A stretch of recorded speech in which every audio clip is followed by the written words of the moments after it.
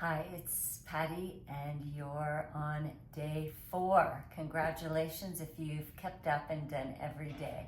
So this next session is really, everything is on the floor.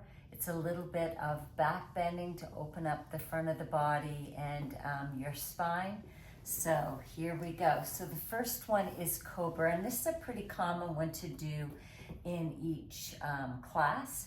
So normally your hands come beside your chest, and I'm just going to have you pause and take a big inhale and lift your left leg up, stretch it long, and then click all your toenails down into the mat.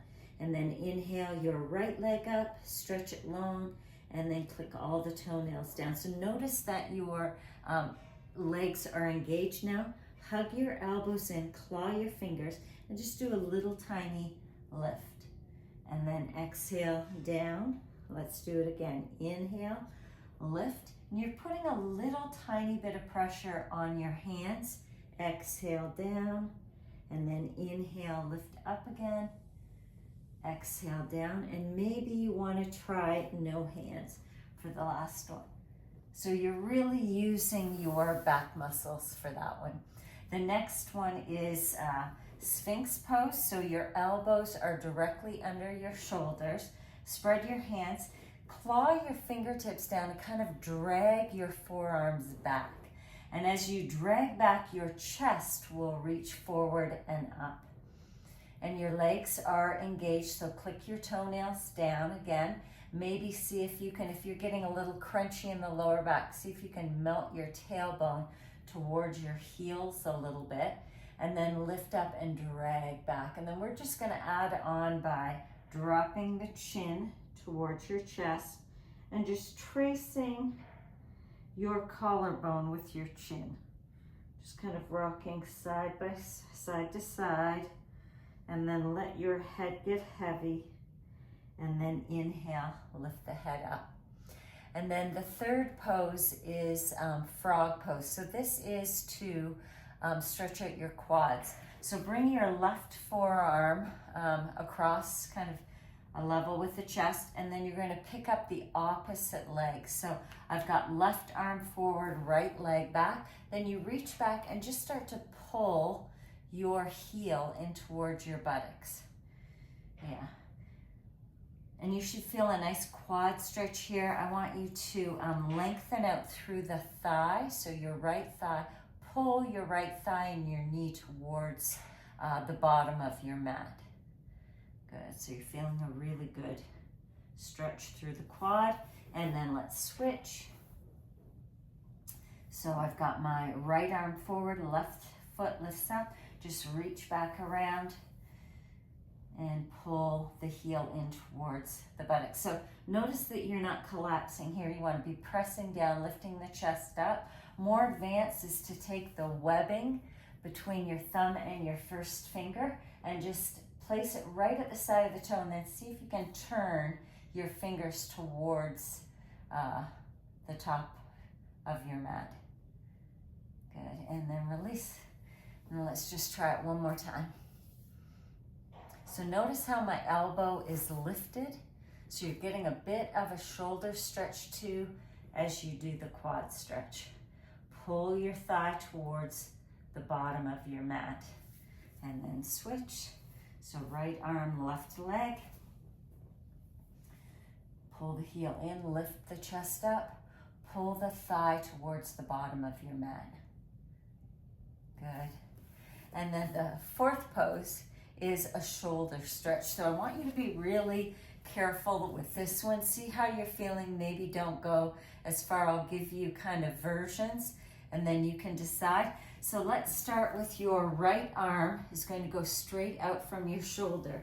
And then just slowly start to roll over onto your right side.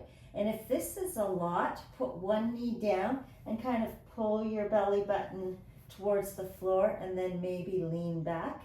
Next level is to lift your top foot, bend the knee, and just see if you can tap back. And then come back to center, tap back. But we're really trying to work the right shoulder girdle. More advanced is to place the foot And then try to get your belly button pointing up towards the ceiling. Make sure your chin is tucked. Lengthen up through the back of the skull. Close your eyes, soften your face. Nice. And then let's try the other side. So left arm goes straight out. Your right arm is bending. You kind of push off this hand to get all the way over. So you're laying on your side. If this feels awkward with your head, put a block or a towel underneath. And then just lean the hips back.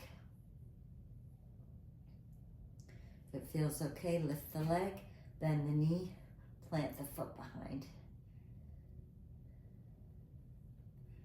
Good, so for a lot of people, this is pretty intense. So really ease in and out. If you need to bring the knee back down, go, or if you just want to stay here, or even rolling back under the belly and coming out, use your hand to kind of help you, your hand in your hip. Good, and then come all the way down. And then the last pose is called locust pose. And this again is really working the back chain of the body. So what we do is you just, chin is to the floor. Your baby fingers are touching the sides of your body. We're just gonna take a big inhale and start to lift the chest, lift the chin, lift the hands up. And then exhale, release down. Now I want you to engage your abs, kind of melt your tailbone a little bit. See if you can lift your feet up off the floor. So really using the legs. And then release. Let's do it one more time each side. So inhale, lift the chest, and you might just get a little bit off the ground. That's okay. And then tuck the tailbone, engage the legs, lift the feet up. And you're trying to pull the feet and the crown of the head away from each other. And then exhale, release. Make a little pillow with your hands, lift your feet up, just rock it side to side. Now we're gonna do both. We're gonna add your upper body and the lower body. So back into position, baby fingers, touch the sides, palms are down. Now slowly inhale, feet, lift your heart up, and you're pulling everything towards the wall behind you. Good, and then exhale, release, and that's it. Congratulations on completing day 4. Good job.